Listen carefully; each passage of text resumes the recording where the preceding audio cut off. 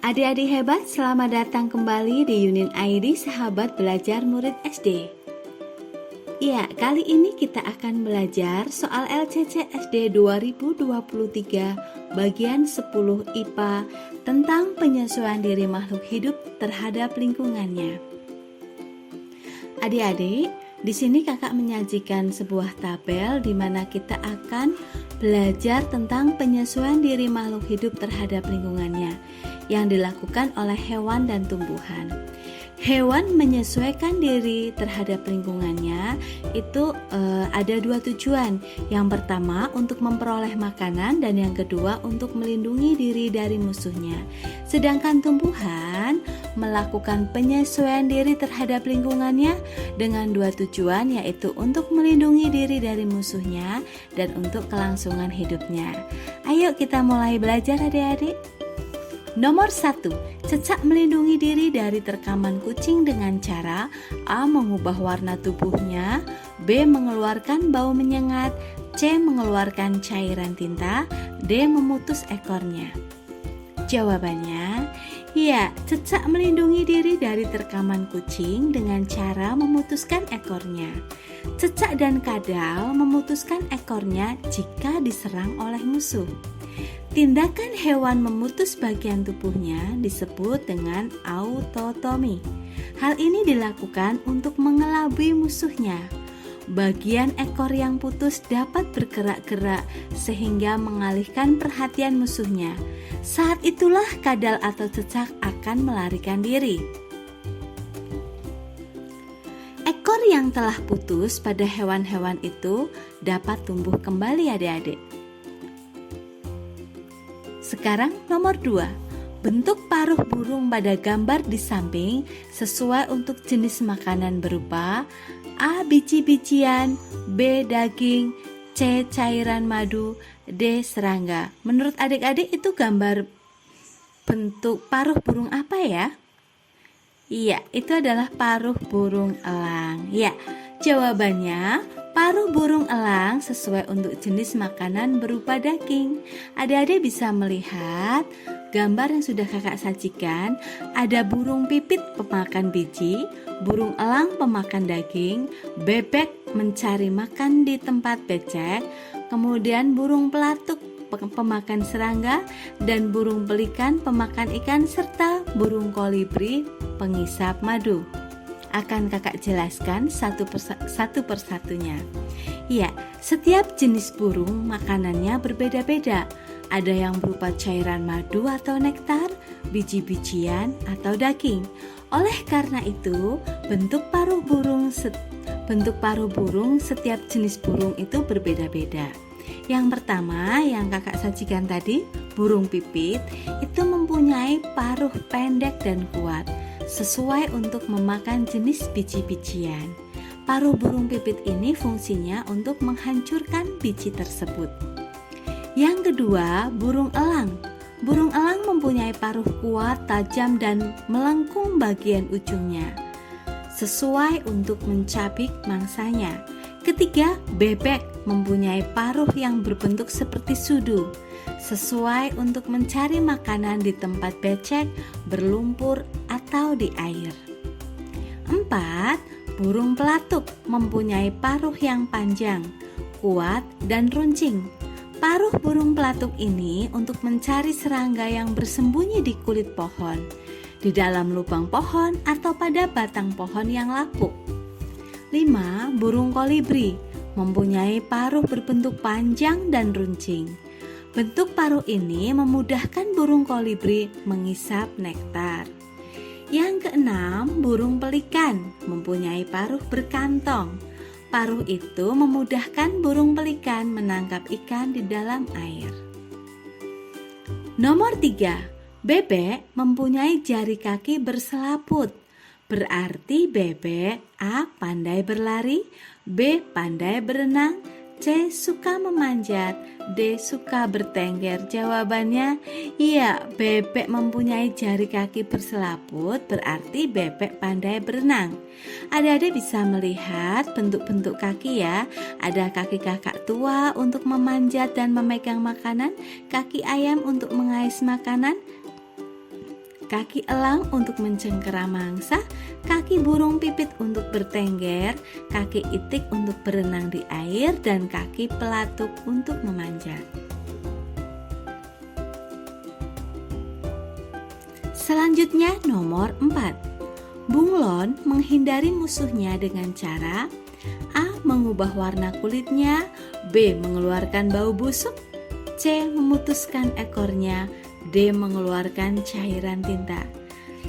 Jawabannya adalah iya, bunglon menghindari musuhnya dengan cara mengubah warna kulitnya.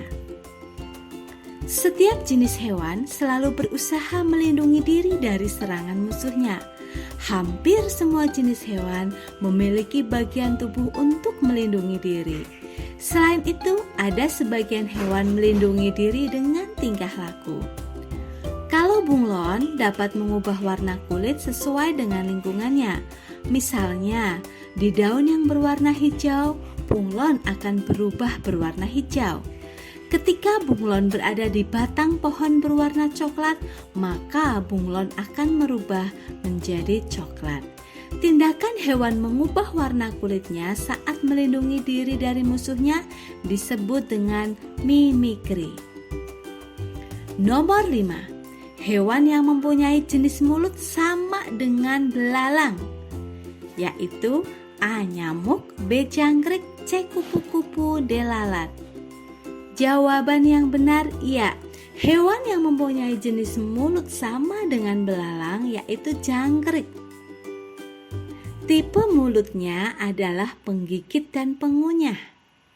Mulut ini memiliki gigi-gigi kecil untuk mengunyah makanan yang berupa daun. Nah, di sini kakak sudah menyediakan gambar ya adik-adik.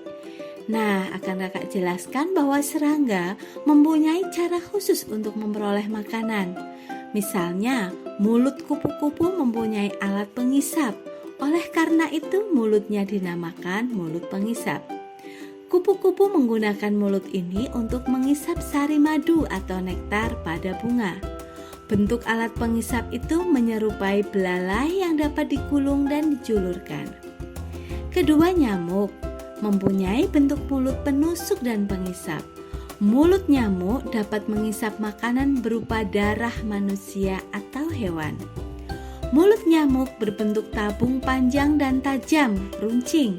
Bentuk mulut seperti ini untuk menusuk kulit manusia atau hewan.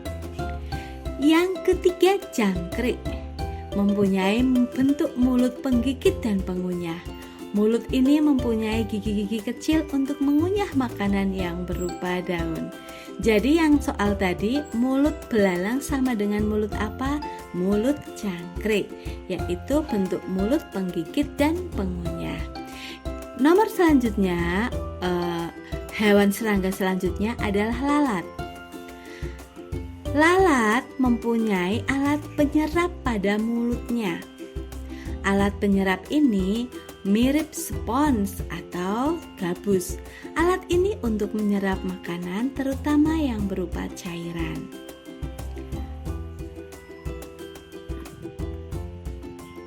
Nomor 6. Hewan yang melindungi dirinya dengan mengeluarkan bau busuk yaitu A. Walang sangit, B. Belalang daun, C. Cumi-cumi, D. Landak. Jawaban yang benar, iya, hewan yang melindungi dirinya dengan mengeluarkan bau busuk yaitu walang sangit. Walang sangit adalah hewan dalam kelompok serangga. Walang sangit hinggap di dedaunan untuk mencari makanan. Walang sangit dapat mengeluarkan bau yang sangat menyengat. Bau ini untuk mengusir musuhnya. Kemudian, kalau belalang daun itu biasanya hinggap di dedaunan atau untuk mencari makanan. Tubuh belalang daun berwarna hijau, mirip warna daun sehingga tersamarkan. Hal ini menyulitkan musuhnya untuk mengetahui keberadaan belalang tersebut. Kemudian ada cumi-cumi, sotong, dan gurita. Mereka itu hidupnya di laut. Ketika diserang musuh, hewan-hewan ini akan mengeluarkan cairan hitam seperti tinta. Akibatnya, air menjadi keruh. Saat itulah maka cumi sotong dan gurita akan segera melarikan diri dari musuhnya. Kemudian ada landak. Landak mempunyai kulit berduri dan kaku. Saat menghadapi bahaya, landak mengembangkan durinya. Selain itu, landak juga berusaha membelakangi musuh. Dengan demikian, apabila musuhnya menyerang, tubuh musuh akan tertusuk duri. Walaupun duri landak itu tidak beracun, tetapi duri itu dapat membuat lawannya terluka. Yang selanjutnya ada terenggiling dan luwing. Terenggiling dan luwing akan menggulung tubuhnya jika mendapat gangguan dari luar. Terenggiling mempunyai kulit berupa sisik yang keras. Jadi saat menggulung, bagian perutnya yang lunak akan terlindung dari suatu perisai yang sangat keras dari musuhnya. Selanjutnya ada kecoa, musang, kumbang, dan ular tidak berbisa. Mereka jika diserang musuhnya, maka mereka akan berpura-pura mati. Hal ini dilakukan untuk mengelabui musuhnya. Jika musuhnya sudah pergi, hewan itu akan segera melarikan diri. Selanjutnya, kalajengking, lebah, dan kelabang. Mereka adalah hewan yang menggunakan sengatnya untuk melindungi diri. Sengat mereka mengeluarkan zat beracun yang dapat melukai musuh atau pemangsanya. Nomor 7. Duri pada tumbuhan mawar berfungsi untuk A. Menyesuaikan diri dengan lingkungan, B. Mengurangi penguapan air, C. Mengelabui musuh, D. Melindungi diri dari musuh. Ya, jawaban yang benar, duri pada tumbuhan mawar berfungsi untuk melindungi diri dari musuh. Seperti halnya hewan, tumbuhan juga dapat menyesuaikan diri dengan lingkungannya. Tumbuhan mempunyai cara untuk melindungi diri.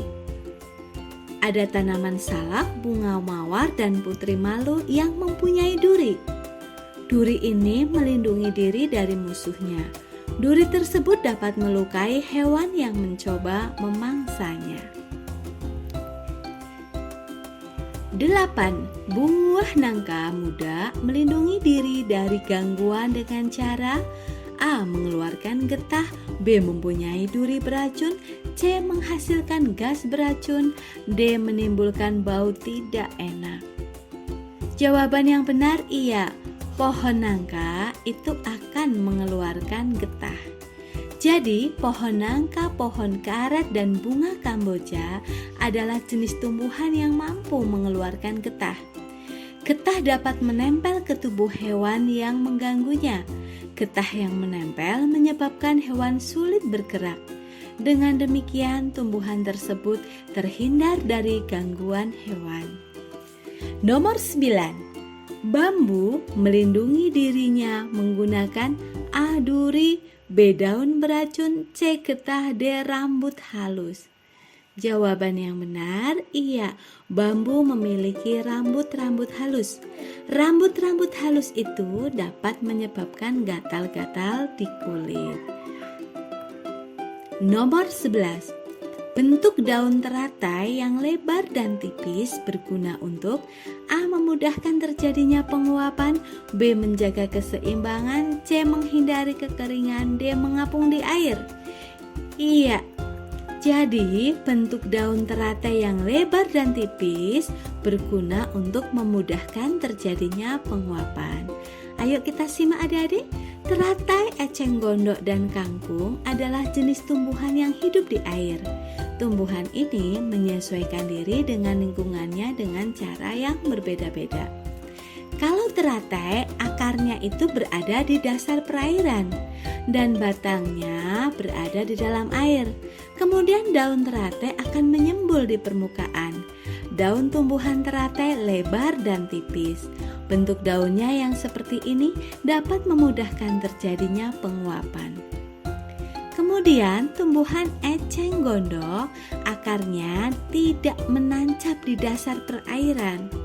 Akarnya sangat lebat dan berguna untuk menjaga keseimbangan agar eceng gondok tidak terbalik. Tumbuhan eceng gondok dapat mengapung di air karena di seluruh batangnya terdapat rongga udara. Adik-adik bisa memperhatikan gambar teratai dan eceng gondok. Nomor 12, tanaman yang menggugurkan daunnya ketika musim kemarau yaitu A. kelapa, B. jati, C. mangga, D. pepaya. Iya, tanaman yang menggugurkan daunnya ketika musim kemarau yaitu jati. Tumbuhan yang hidup di daerah kering harus berhemat dalam menggunakan air. Ada beberapa cara menghemat air, salah satunya dengan mengurangi penguapan. Dengan demikian, air yang keluar dari tumbuhan melalui daun bisa berkurang. Beberapa tumbuhan mempunyai cara tersendiri dalam mengurangi penguapan. Ada yang menggugurkan daunnya pada musim kemarau, misalnya pohon jati dan pohon mahoni. Kemudian ada kaktus. Kaktus menyesuaikan diri dengan lingkungannya melalui dua cara. Yang pertama, mengubah bentuk daunnya menjadi duri. Yang kedua, batangnya berdaging dan berkulit tebal.